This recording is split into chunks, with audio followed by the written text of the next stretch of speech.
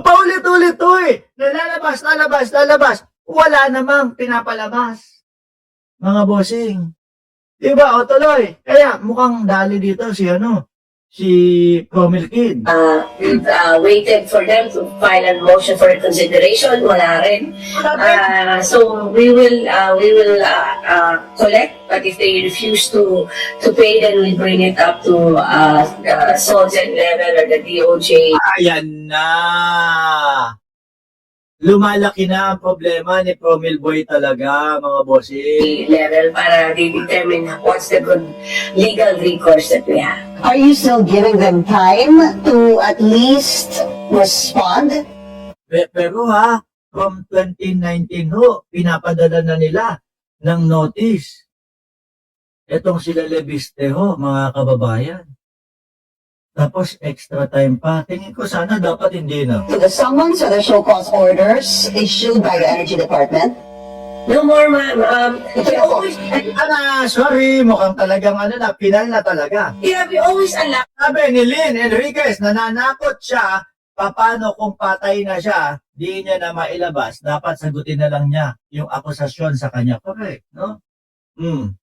Naman extensions if you just explain, and we do understand naman that there are things that are unforeseen or not within their control. Marami po kami contracts na ina-allow naman yan but we've given them time, we've given them so many chances, and actually kami pa yung humihingi ng update but nothing. So what's Ang sagot Ang sabi naman, kung maalala nyo di ba, na interview o na kasama natin, naka-collaboration natin si Atty. Claire Castro.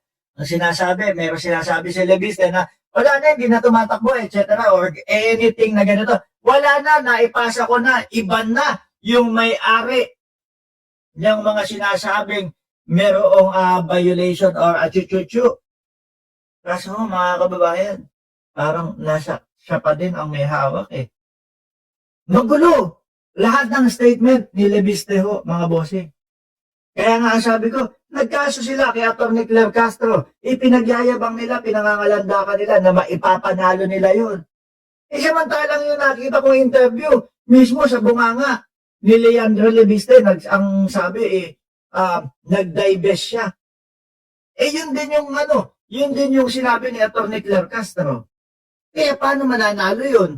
Kung ipambabala lang po sa korte, eto po yung video na in-interview si Leandro Leviste na sinabi niya nag-divest siya. Tapos na! Baka isang araw dismiss. O baka nga po sa baba pa lang po hindi na umakyat yan Dismiss na agad Diba? Dahil yung mga ganyan pong walang kakwenta-kwenta na mga pagsasampa ng kaso, walang fiscal pa lang po. Wala na yan. Ngayon mga kababayan, tuloy pa natin to. We've waited for so long, and I don't think we can give so much credibility in any of the response anymore. So are you going to formally issue this penalty of 24 billion pesos to Solar Philippines, ma'am? It's already been sent, the termination, along with the collection with the fines that the dues that they should pay. If we don't get the response or payment within the time that has been prescribed, then we have to take this to court. Ito talaga ang issue. No? At alam na ito ni Leandro Leviste, mga kababayan, 2019 pa lang po. Kaya yung mga DDS na nagsasabi, naku ayan, inilalabas, ngayon nyo lang inilalabas yung mga issue na yan. Kasi merong kabal file si Leandro Leviste. Intik kayo, hindi nyo pa nga nakikita. Hanggang ngayon niya, ilalabas. Wala pa din Inunahan niya nung Leviste file niya, no? Inunahan niya nung Leviste file niya na sumambulat lahat ito. Dahil alam niya, lalabas at lalabas. Kaya, ayan na. Kabal file, no? Pero kapag kayong napuno na, nasagad na yung Department of Energy, kakapadala sa atin ng mga notice, at least sasabihin natin sa mamamayang Pilipino, ginigipit po nila ako diyan sa problema ko diyan sa Department of Energy, no? Ginigipit nila ako kasi ayaw nilang ipalabas yung Cabral files. Ganon.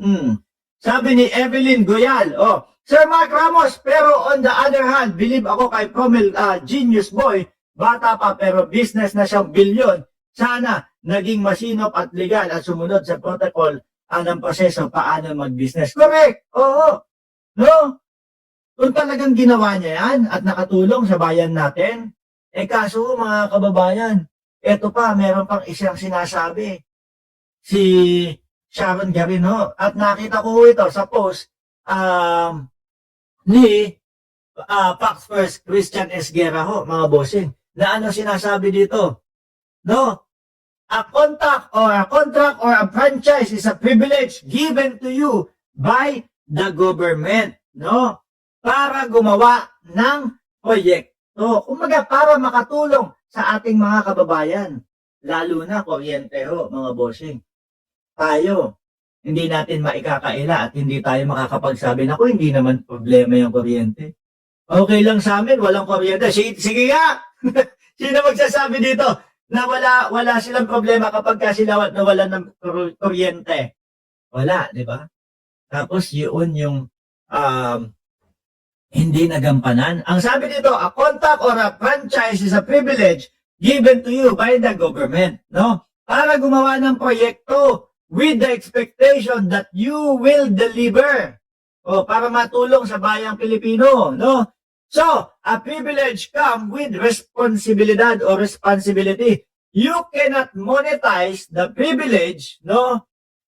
Given to you without doing the responsibility. I don't want that kind of investor na gamit yung contracts namin for something else not to produce power. Ngayon, ang napaisip ako dito, hindi kaya talagang yung sinasabi ni Ombudsman Boying Remulla na pinlip lang, na ninegosyo yung prangkisa, totoo.